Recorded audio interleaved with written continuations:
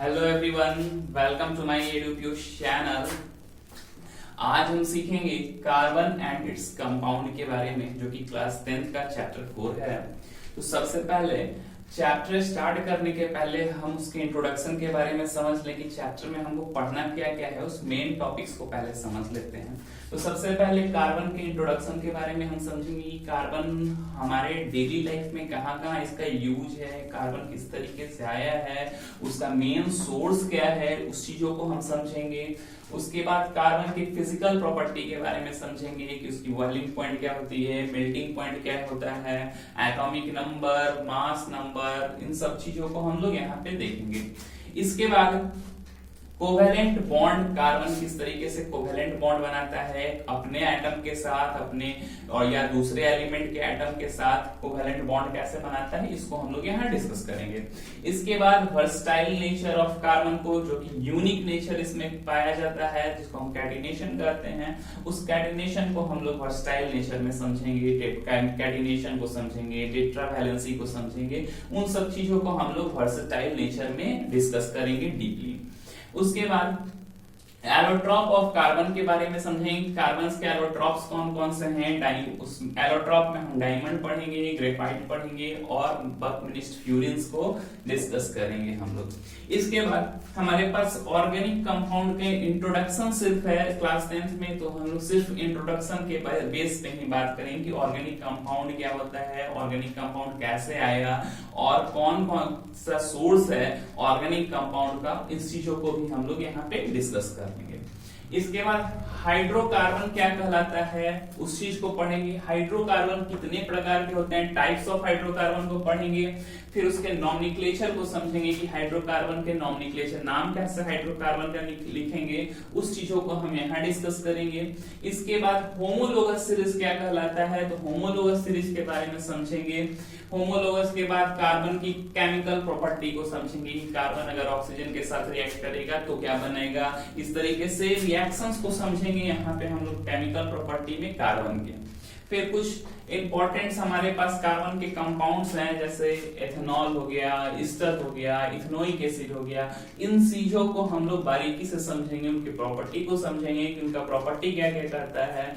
इसमें सॉप को पढ़ेंगे, डिटर्जेंट को पढ़ेंगे। ये सारी चीजों को हम ओवरव्यू दे दिए हैं कि कार्बन कंपाउंड में ये सारे मेन इंपॉर्टेंट टॉपिक हैं। और ये सिर्फ मेन ही नहीं है, बहुत मेन है। इन सारे टॉपिक्स को हमको एक एक करके डिस्कस करना है और एक एक करके हम लोग पढ़ेंगे। चलिए वीडियो को स्टार्ट करते हैं हम लोग कार्बन के इंट्रोडक्शन से। सबसे पहले हम समझ लें कि कार्बन जो है हमारे पास, वो कार्बन हमारे पास कैसे मिलता है, कार्बन हमारे डेली लाइफ में कहां कहां मौजूद है, उन सारी चीजों को हम लोग समझते हैं। तो देखिए, कार्बन, जैसे हम ये कपड़ा पहन के आए तो कपड़े में भी क्या है, कार्बन है। खाना आज खाएं, खाने में क्या है, वो भी कार्बन है, प्रोटीन के रूप में हो, कपड़े में फाइबर के रूप में हो। तो ये क्या है, ये सब एक कार्बन है। अगर हम बात करें कि आज हम ये जैसे चावल खाएं या दाल खाएं, तो उस चावल में या दाल में कार्बोहाइड्रेट या प्रोटीन होगा। तो जो कार्बोहाइड्रेट है या जो प्रोटीन है वो एक कार्बन रिलेटेड कंपाउंड है, वो कार्बन रिलेटेड कंपाउंड है।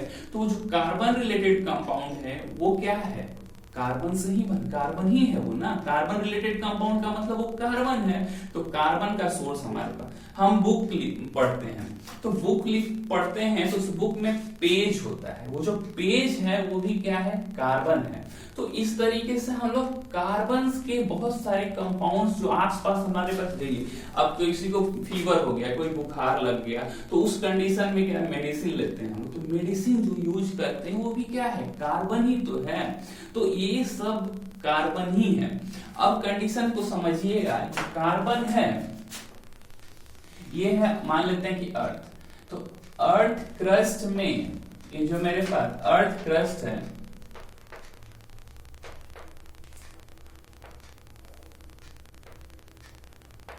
उस अर्थ क्रस्ट में कार्बन कितना है, तो 0.02% है। कितना है, 0.02% कार्बन है। और ये कार्बन हम लोग कहां से देखें, अर्थ क्रस्ट में क्या होता है, मिनरल्स होता है।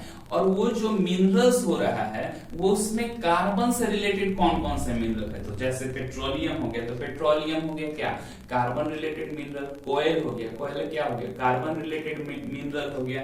उसके बाद अगर हम बात करें कार्बोनेट ओर की बारे में, तो वो भी कार्बन रिलेटेड। तो कार्बन से रिलेटेड जो हमारे पास मिनरल्स हैं वो कहाँ है, अर्थ क्रस्ट में है। और ये कितना परसेंट है, तो 0.02%, यानी कि बहुत कम है। समझना है बात को, यानी कि हमारे अर्थ क्रस्ट में कार्बन क्या है, 0.02% ही है, बाकी एलिमेंट के मुकाबले ये बहुत कम है। इसके बाद दूसरा अगर हम सोर्स करें कि हमारे पास और कहां है कार्बन, तो एटमॉस्फेयर में। एटमॉस्फेयर में 0.03% है, जो कि कार्बन डाइऑक्साइड के फॉर्म में हमको मिलता है। तो ये कार्बन डाइऑक्साइड के फॉर्म में मेरे पास जो कार्बन है वो कितना है, 0.03%। यानी अगर हम टोटल देखें तो 0.02% से 0.03% ही हमारे पास कार्बन है। किस केस में, तो अर्थ क्रस्ट और एटमॉस्फेयर दोनों को मर्ज केस में इतना ही हमारे पास क्या है, कार्बन है। यानी कार्बन बहुत कम है, लेकिन इतना कम होने के बावजूद भी ये मिलियंस में कंपाउंड को बनाया है। कितना, मिलियंस में कंपाउंड को। कहते हैं ना कि छोटा पैकेट बड़ा धमाका, वही है ये कार्बन। कार्बन छोटा तो है, कम तो है, लेकिन कंपाउंड बहुत ज्यादा बनाया हुआ है। इसका कंपाउंड बहुत ब्रॉड है। तो इसलिए हम लोग क्या करते हैं, कार्बन जो है इसको इतना कंपाउंड बनाना शुरू किया, इतना कंपाउंड ज्यादा, कि इसके लिए हम लोग क्लास 10th में एक नया चैप्टर पढ़ते हैं। और अगर हम लोग 11th 12th में जाओ तो पूरा का पूरा एक केमिस्ट्री इसके नाम पे, जिसको हम लोग ऑर्गेनिक केमिस्ट्री के नाम से पढ़ते हैं। हम लोग उसका इंट्रोडक्शन बताए थे, उसको दिया जाएगा आगे। अब समझते हैं, देखिए सोर्स कौन कौन से है, मेन सोर्स हमारे पास क्या है। तो हम लोग के पास मेन सोर्स की अगर हम बात करें तो हम लोग दो सोर्स में कार्बन को समझते हैं। एक कहते हैं फ्री स्टेट, दूसरा मेरे पास आता है कंबाइंड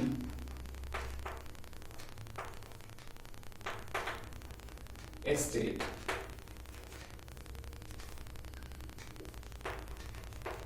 एक होता है फ्री स्टेट, दूसरा क्या होता है मेरे पास, कंबाइन स्टेट। यानी कि हम जो कार्बन है मेरे पास उसको हम फ्री स्टेट में, यानी कि सिर्फ कार्बन जहां है उसको हम लोग क्या कहेंगे, ये फ्री स्टेट का कार्बन है। यानी कि सिर्फ और सिर्फ वहां कार्बन ही मौजूद है। जैसे मान लेते हैं हम डायमंड है, तो डायमंड में क्या रहता है, सिर्फ कार्बन रहता है। अगर हम बात करें ग्रेफाइट है, तो ग्रेफाइट में क्या रहता है, सिर्फ कार्बन रहता है। तो जहां सिर्फ कार्बन रहता है तो वो मेरे लिए क्या हो गया, फ्री स्टेट हो गया। यानी कि सिर्फ कार्बन ही वहां जहां मौजूद होगा उसको हम लोग क्या कहते हैं, फ्री स्टेट। तो मेन सोर्स मेरे पास दो है, या तो सिर्फ कार्बन हमको मिलेगा और नहीं तो कार्बन हमारे पास कॉम्बिनेशन में मिल सकता है। कार्बन डाइऑक्साइड के फॉर्म में भी कार्बन है मेरे पास, कार्बोनेट के फॉर्म में भी कार्बन है मेरे पास, कार्बन मोनोऑक्साइड के रूप में भी मेरे पास कार्बन है। यानी कि कार्बन, या हम लोग कह सकते हैं कैल्शियम कार्बोनेट, ये भी क्या है, कंबाइनिंग स्टेट है, कंबाइनिंग स्टेट है।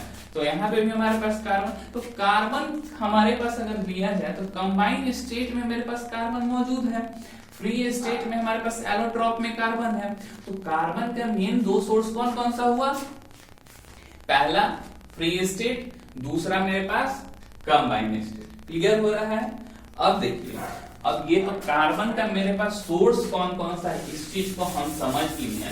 अब हम थोड़ा सा समझते हैं कार्बन की फिजिकल प्रॉपर्टी क्या होती है। लेकिन उस फिजिकल प्रॉपर्टी को जानने से पहले थोड़ा और इंट्रो हम देंगे कि कार्बन का एटॉमिक नंबर क्या होता है। तो कार्बन का एटॉमिक नंबर 6 होता है, जनरली हम लोग जानते हैं 6 होता है। जब हम लोग पहले पढ़े क्या है कि अगर कार्बन का एटॉमिक नंबर 6 है, इसका अर्थ क्या हो रहा है कि नंबर ऑफ इलेक्ट्रॉन कितना है, 6 है, नंबर ऑफ प्रोटॉन कितना है, 6। क्लियर है। तो number of electron is equal to the number of proton, हम लोग पढ़े हैं, उतना ही नंबर एटॉमिक नंबर होता है। तो नंबर ऑफ इलेक्ट्रॉन भी 6, नंबर ऑफ प्रोटॉन भी 6, एटॉमिक नंबर 6 हो जाएगा।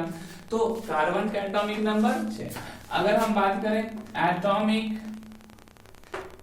मास के बारे में, तो हम लोग क्लास 9 में इस चीज को डिस्कस कर चुके हैं कि क्या होता है, इसका 12 होता है और 1 mu एटॉमिक मास यूनिट लिखते हैं। क्लियर है? तो एटॉमिक मास कितना हो गया इसका, 12 हो गया। एटॉमिक नंबर कितना हो गया, 6 हो गया। अब देखिए, अब समझते हैं कि एक कंडीशन क्या है कि अब एटॉमिक नंबर 6 है, तो इसकी अगर हम बात करें कि पीरियोडिक टेबल में इसको कहां रखा गया, तो देखिए हम सिर्फ पी ब्लॉक एलिमेंट को बना रहे हैं, तो ये मेरे पास पीरियोडिक टेबल का सिर्फ पी ब्लॉक एलिमेंट है। पी ब्लॉक एलिमेंट का ये 13 ग्रुप और ये मेरे पास जो है ये 14 ग्रुप है। इस 14 ग्रुप में यहाँ पे कार्बन है, यानी कि फर्स्ट में ही 14 ग्रुप यहाँ शुरू हुआ, यहाँ पे 14 ग्रुप शुरू हुआ और इसके टॉप पे ही क्या है, कार्बन है। और एक चीज को समझते हैं, ये जो स्टार्ट होता है ये कहां से होता है, तो सेकेंड पीरियड से स्टार्ट होता है। तो हम समझ रहे हैं क्या कि अगर पीरियोडिक टेबल में इसका पोजिशनिंग देखा जाए तो होता है सेकेंड पीरियड, और ग्रुप की अगर बात की जाए तो ग्रुप में आपका कौन सा चला गया, 14 ग्रुप। 14 ग्रुप के सेकेंड पीरियड में किसको रखा गया, तो कार्बन को रखा है। कार्बन को कहां रखा गया, तो 14 ग्रुप में, और पीरियड कौन सा है, तो सेकेंड पीरियड में रखा गया। तो ये हो गया पोजीशनिंग। अब थोड़ा सा समझते हैं इसके इलेक्ट्रॉनिक कॉन्फ़िगरेशन के बारे में। तो कार्बन की इलेक्ट्रॉनिक कॉन्फ़िगरेशन को समझते हैं। देखिए ये है कार्बन, एटॉमिक नंबर 6 के साथ है। एटॉमिक नंबर किसके साथ है, ये 6 के साथ है। तो फर्स्ट सेल ये न्यूक्लियस हो गया, ये हो गया फर्स्ट सेल हो गया, ये कौन सा हो गया सेल, सेकेंड सेल हो गया। तो फर्स्ट सेल में इलेक्ट्रॉन कितने रहते हैं, 2 इलेक्ट्रॉन रहते हैं। तो हो गया, इसको फर्स्ट सेल को K कहते हैं, सेकेंड सेल को L कहते हैं। तो फर्स्ट सेल में 2 इलेक्ट्रॉन, अब कितना बचा है इलेक्ट्रॉन, 4 इलेक्ट्रॉन। तो सेकेंड सेल में 4 इलेक्ट्रॉन, सेकेंड सेल में कितने इलेक्ट्रॉन, 4 इलेक्ट्रॉन। फर्स्ट सेल में कितना, 2 इलेक्ट्रॉन, सेकेंड सेल में कितना, 4 इलेक्ट्रॉन। तो 2 और 4 इसका क्या हो गया, इलेक्ट्रॉनिक कॉन्फ़िगरेशन हो गया। अब हम समझते क्या है कि ये तो है इसके लिए आउटर सेल, कौन सा सेल है, outer most shell, outer most shell है। अब ये आउटर मोस्ट में जितने नंबर ऑफ इलेक्ट्रॉन होते हैं, आउटर में जितने नंबर ऑफ इलेक्ट्रॉन होते हैं उतना ही क्या होता है उसका वैलेंस इलेक्ट्रॉन। उतने इलेक्ट्रॉन को हम लोग क्या करते हैं, वैलेंस इलेक्ट्रॉन। तो वैलेंस इलेक्ट्रॉन इसका कितना हो गया, 4। वैलेंस इलेक्ट्रॉन कितना हो गया, 4। क्लियर है? अब समझते हैं कि जब वैलेंस इलेक्ट्रॉन इसका 4 है तो इसको नोबल गैस के कॉन्फ़िगरेशन, जो कि मेरा या तो आउटर मोस्ट में 8 हो या तो डुप्लेट कंप्लीट कर रहा हो तो 2 हो, यानी कि नोबल गैस के कॉन्फ़िगरेशन यानी कि ऑक्टेट को कंप्लीट करने के लिए यहाँ पे नंबर ऑफ इलेक्ट्रॉन कितना ऐड करेंगे तो होगा, तो यहाँ पे नंबर ऑफ इलेक्ट्रॉन अगर 4 ऐड कर देते हैं तो ऑक्टेट पूरा कर लेगा। क्लियर है? तो समझते हैं इसको थोड़ा सा और डीप में जाके, थोड़ा सा डीप में जाएंगे। देखिए अगर हम इस कार्बन में 4 इलेक्ट्रॉन को ऐड करें, क्या करें, इस कार्बन में अगर हम 4 इलेक्ट्रॉन को ऐड करते हैं तो पहले तो समझते हैं इसका इलेक्ट्रॉनिक कॉन्फ़िगरेशन कितना है, 2 और 4 है। अगर हम ऐड कर रहे हैं तो इसके ऊपर जो चार्जेस होगा वो किसका होगा, 4 माइनस का चार्ज। कितना होगा चार्ज, 4 माइनस का चार्ज। अब इसका इलेक्ट्रॉनिक कॉन्फ़िगरेशन क्या हो गया, 2 और 8। क्लियर है? इलेक्ट्रॉनिक कॉन्फ़िगरेशन क्या हो गया, 2 और 8। अब देखिए यहां नंबर ऑफ प्रोटॉन कितना है, ऑलरेडी 6 था, पहले बता चुके थे इलेक्ट्रॉन और प्रोटॉन सेम होता है, तो यहाँ पे तो 6 था, तो यहाँ पे आपका 6 ही होगा। इसके लिए इस फंक्शन के लिए लेते हैं 6 होगा, क्योंकि प्रोटॉन को हम लोग ऐड नहीं किए हैं। और नंबर ऑफ इलेक्ट्रॉन की बात करें तो कितना हो गया, 8 और 2 10। अब सोचिए 6 इलेक्ट्रॉन है और 10 इलेक्ट्रॉन है और 6 प्रोटॉन है। कितना इलेक्ट्रॉन है, 10 इलेक्ट्रॉन है और 6 प्रोटॉन है, तो होल्ड कर पाना बहुत मुश्किल होता है, तो होल्ड नहीं कर सकता है। इसलिए ये कार्बन जो है, अब देखिए क्योंकि स्टेबल नहीं रहेगा, बात को समझिएगा, अगर 10 इलेक्ट्रॉन है और 6 ही प्रोटॉन रहेगा तो उसको होल्ड नहीं कर पाएगा, स्टेबिलिटी नहीं बना के रख पाएगा, क्योंकि कैपेसिटी नहीं बन पाएगी स्टेबिलिटी की, तो स्टेबल नहीं होगा, स्टेबल नहीं होगा। तो इस केस में जब ये स्टेबल नहीं हो रहा है, तो यहाँ पे इस कार्बन के साथ क्या था कि ये गेन भी इलेक्ट्रॉन को नहीं कर सकता, गेन इलेक्ट्रॉन को नहीं कर सकता, यानी कि इलेक्ट्रॉन को ये गेन नहीं कर सकता। क्यों नहीं कर सकता भाई, तो स्टेबल रहेगा ही नहीं, तो इलेक्ट्रॉन को गेन क्यों करेगा और कैसे करेगा। अब दूसरी बात यहाँ आती क्या है कि ये जो कार्बन है, ये कार्बन अगर इलेक्ट्रॉन इसमें से हम 4 निकाल दें, 2 और 4 है, 4 इलेक्ट्रॉन को निकाल दें, तब भी ये क्या करेगा, नोबल गैस के कॉन्फ़िगरेशन में इसको लाने की कोशिश करेगा। तो उस कंडीशन में इसके ऊपर जो चार्ज होगा 4+ का चार्ज होगा, क्योंकि हम 4 इलेक्ट्रॉन क्या करेंगे, निकाल देंगे, तो इलेक्ट्रॉनिक कॉन्फ़िगरेशन इसका 2 हो गया। अब यहां समझिए बात को, पहला नंबर, सबसे पहले हम लोग बेसिक समझते हैं कि नंबर ऑफ इलेक्ट्रॉन कितना है, यहाँ पे 2 है, नंबर ऑफ प्रोटॉन कितना है, 6 है, चेंज तो हुआ नहीं है, लेकिन अब 6 है, तो क्या 6 प्रोटॉन 2 इलेक्ट्रॉन को होल्ड कर पाना मुश्किल है ना, होल्ड कर पाना मुश्किल है, तो पहला नंबर तो होल्ड नहीं होगा, जिसके कारण स्टेबिलिटी नहीं बन पाएगी, स्टेबिलिटी स्टेबल ये नहीं रहेगा, तो स्टेबल नहीं रहेगा। दूसरा क्या हो रहा है, अगर हम किसी एलिमेंट में से एक इलेक्ट्रॉन बाहर निकालते हैं, तो जब एक इलेक्ट्रॉन बाहर निकालेंगे तो हम एनर्जी देना पड़ेगा, 2 इलेक्ट्रॉन निकालेंगे तो ज्यादा एनर्जी देना पड़ेगा, 3 इलेक्ट्रॉन निकालेंगे तो थोड़ा और ज्यादा। तो इस तरीके से हमारे पास यहाँ पे 4 इलेक्ट्रॉन निकालना है, तो नेक्स्ट पॉइंट यहाँ पे एनर्जी जो रिक्वायर्ड होगा, रिक्वायर्ड लार्ज अमाउंट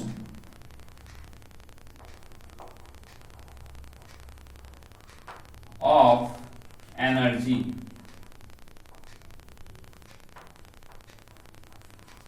यानी कि एनर्जी जो यहाँ पे खर्च होगा वो बहुत ज्यादा अमाउंट में एनर्जी होगा, जिसके कारण ये अपने इलेक्ट्रॉन को लूज भी नहीं कर सकता। तो अब कार्बन ना इलेक्ट्रॉन को गेन कर सकता है और ना ही कार्बन अपने इलेक्ट्रॉन को लूज कर सकता है, तो गेनिंग कैपेसिटी भी नहीं कर पॉसिबल नहीं है यहाँ, और लूजिंग कैपेसिटी भी पॉसिबल नहीं है यहाँ।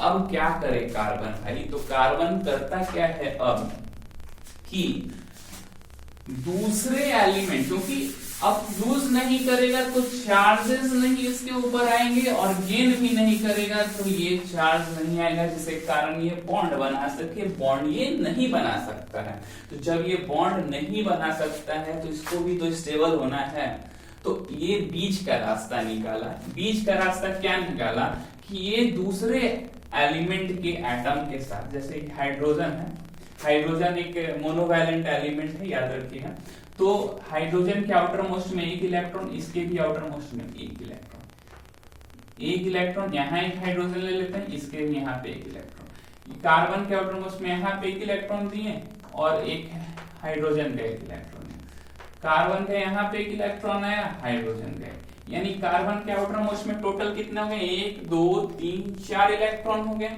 और हाइड्रोजन के आउटर मोस्ट में 1 इलेक्ट्रॉन हो गया सारे में। तो एक कार्बन 4 हाइड्रोजन के एटम के साथ शेयर करना शुरू किया, शेयर करना शुरू किया। अब जब ये शेयरिंग करने लगा, शेयरिंग करने लगा, तो शेयरिंग से क्या होता है कि एक बॉन्ड बनता है, और शेयरिंग ऑफ इलेक्ट्रॉन से जब बॉन्ड बनता है तो उस बॉन्ड को हम लोग कहते हैं कोवैलेंट बॉन्ड। ये क्या हो गया आपका? Such bond is known as covalent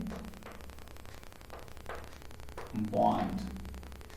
such bond is known as covalent bond. तो कोवैलेंट बॉन्ड कैसे बना? तो कोवैलेंट बॉन्ड हम समझ रहे हैं कि जब इलेक्ट्रॉन क्या हो रहा है, शेयर किया, जब दो एटम, या तो वो देखिए समझिएगा, ये डिफरेंट भी हो सकता है और सेम भी हो सकता है। तो अभी तो डिफरेंट हमको दिख रहा है, तो डिफरेंट एलिमेंट के जब एटम का जो इलेक्ट्रॉन है वो अगर क्या कर रहा है, शेयर कर रहा है, तो शेयरिंग से जिस बॉन्ड को बनाया जा रहा है उस बॉन्ड को बनाने के लिए क्या कर रहे हैं, उस बॉन्ड को क्या करते हैं हम लोग, कोवैलेंट बॉन्ड। अब समझेंगे, अगर एक बॉन्ड हमको बनाना है, इसके लिए 2 इलेक्ट्रॉन्स की जरूरत पड़ेगी। कितने इलेक्ट्रॉन की? 2 इलेक्ट्रॉन। देखिए, एक और एक, 2, तब जाके एक बॉन्ड बना, एक और एक, 2, तब जाके एक बॉन्ड बना। तो समझ रहे हैं क्या कि जो बॉन्डिंग बनता है वो एक बॉन्ड के लिए 2 इलेक्ट्रॉन, तो 1 bond is equal to the 1 pair of electron, याद रखेंगे। चलिए अब थोड़ा सा समझते हैं कि जो कोवैलेंट बॉन्ड होता है वो कितने प्रकार का होता है, टाइप्स ऑफ कोवैलेंट बॉन्ड। तो सबसे पहला हम लोग लेके चलते हैं, पहला जो होता है सिंगल बॉन्ड। सिंगल बॉन्ड कैसे बनेगा? तो जैसे एक हाइड्रोजन का है, हाइड्रोजन है हमारे पास, ये जो हाइड्रोजन के आउटर मोस्ट में एक इलेक्ट्रॉन, इधर एक हाइड्रोजन के आउटर मोस्ट में एक इलेक्ट्रॉन, तो दोनों के आउटर मोस्ट में एक एक इलेक्ट्रॉन। ये क्या किया, अपना इलेक्ट्रॉन इसको दिया, और यहाँ पे ये क्या किया, ये अपना इलेक्ट्रॉन उसको शेयर किया, दोनों आपस में अपने अपने इलेक्ट्रॉन को शेयर कर दिए। अब जब ये दोनों आपस में इलेक्ट्रॉन को शेयर किए तो शेयरिंग के बाद यहाँ पे बन गया मेरा H बॉन्ड H, और क्या बन गया यहाँ पे H2 गैस। क्लियर है? H2 गैस बन गया। अब ये यहाँ पे जो बॉन्ड बना, यानी कितना बॉन्ड यहाँ बना, एक बॉन्ड बना, एक बॉन्ड बना, इसको क्या कहेंगे हम लोग, सिंगल कोवैलेंट बॉन्ड। क्या बोलेंगे इसको हम लोग, सिंगल कोवैलेंट बॉन्ड। अब कंडीशन क्या आता है, दूसरा नंबर क्या होता है? पहला तो समझ गए कि यहाँ पे एक इलेक्ट्रॉन ये एटम जो है वो अपना शेयर किया, दूसरा इलेक्ट्रॉन ये एटम शेयर किया, दोनों शेयर करके और यहाँ कोवैलेंट बॉन्ड बना दिए। Such covalent bond is known as the single covalent bond. अब दूसरा क्या होता है, double covalent bond. Double covalent bond करते हैं, जैसे मान लेते हैं ऑक्सीजन एटम, फॉर एग्जांपल ले लेते हैं, ऑक्सीजन एटम के आउटर मोस्ट में कितने इलेक्ट्रॉन होते हैं, 6। एक और ऑक्सीजन एटम को ले लेते हैं, इसके भी आउटर मोस्ट में कितना हो गया, 6। करने के लिए इनको ऑक्टेट पूरा करने के लिए कितना इलेक्ट्रॉन चाहिए, 2। इनको ऑक्टेट पूरा करने के लिए कितना इलेक्ट्रॉन चाहिए, 2। ये क्या किया, इनके साथ शेयर किया, ये क्या किए हैं, इसके साथ शेयर किया, दोनों आपस में क्या कर लिया, शेयर किया, और शेयरिंग करके डबल बॉन्ड बना लिए। तो इस जो बॉन्ड को बनते हैं डबल कोवैलेंट बॉन्ड। क्या बना दिए हैं, डबल कोवैलेंट बॉन्ड। तो अब बात को समझिएगा, यहां पे जो शेयर हुआ 2 पेयर ऑफ इलेक्ट्रॉन, कितना शेयर हुआ, तो 2 पेयर ऑफ इलेक्ट्रॉन, और इस कंडीशन में सिंगल बॉन्ड बनाने में कितना होता है, तो 1 पेयर ऑफ इलेक्ट्रॉन। तो सिंगल कोवैलेंट बॉन्ड अगर बनाना है तो 1 पेयर इलेक्ट्रॉन शेयर करेगा, और डबल कोवैलेंट बॉन्ड बनाना है तो 2 पेयर ऑफ इलेक्ट्रॉन का शेयर होता है। अब इसका एक और है, इसको हम लोग कहते हैं क्या है, ट्रिपल कोवैलेंट बॉन्ड। उसको हम लोग क्या बोलेंगे, ट्रिपल कोवैलेंट बॉन्ड। अब ये ट्रिपल कोवैलेंट बॉन्ड कैसे बनेगा भाई? तो ट्रिपल कोवैलेंट बॉन्ड को बनाने के लिए देखिए ये है नाइट्रोजन, नाइट्रोजन के आउटर मोस्ट में कितने इलेक्ट्रॉन? 5 इलेक्ट्रॉन होते हैं। यहाँ भी एक नाइट्रोजन, इसके भी आउटर मोस्ट में कितने इलेक्ट्रॉन? 5 इलेक्ट्रॉन होते हैं। समझ रहे हैं? अगर हम इसके 3 इलेक्ट्रॉन को इसको दे दें और इसका 3 इलेक्ट्रॉन इधर देते हैं तो क्या यहाँ पे भी बॉन्डिंग होगा? होगा। तो ये देखिए शेयरिंग किया, यहाँ पे भी ये शेयरिंग किया, और शेयरिंग करने के बाद यहाँ जो बॉन्ड बन गया उस बॉन्ड को हम लोग क्या कहेंगे? Triple covalent bond. ये बॉन्ड को हम लोग क्या कहेंगे? Triple covalent bond. क्या कहेंगे इसको? Triple covalent bond. क्लियर है? तो देखिए बात को समझना है कि पहले वाला जो हम कर रहे थे हाइड्रोजन के साथ तो 1 पेयर ऑफ इलेक्ट्रॉन था, यहाँ 2 पेयर शेयर किया। इस कंडीशन में कितना शेयर करेगा? 3, यानी कि 3 पेयर या 3 पेयर ऑफ इलेक्ट्रॉन शेयर करेंगे तब जाके ट्रिपल कोवैलेंट बॉन्ड बनता है। तो ट्रिपल कोवैलेंट बॉन्ड को बनाने के लिए कितने पेयर चाहिए? तो 3 पेयर ऑफ इलेक्ट्रॉन चाहिए। क्लियर है? तो समझ गए हम लोग। फर्स्ट अगर सिंगल बॉन्ड बनाना है तो सिंगल बॉन्ड के लिए हम लोग क्या करते हैं? 1 पेयर ऑफ इलेक्ट्रॉन। अगर डबल बॉन्ड बनाना है तो 2 pair of electron. Triple bond बनाना है तो 3 पेयर ऑफ इलेक्ट्रॉन। अब थोड़ा सा हम लोग समझेंगे क्या कि देखिए ये जो है डॉट में शो कर रहा है, तो इस डॉट स्ट्रक्चर कैसे बनाएंगे और बाकी एलिमेंट्स का किस तरीके से डॉट स्ट्रक्चर को हम लोग बनाएंगे। मीथेन होगा, आगे इथेन होगा और भी होगा, तो उन सब चीजों को हम लोग नेक्स्ट वीडियो में समझेंगे। तो उसी के साथ थैंक यू।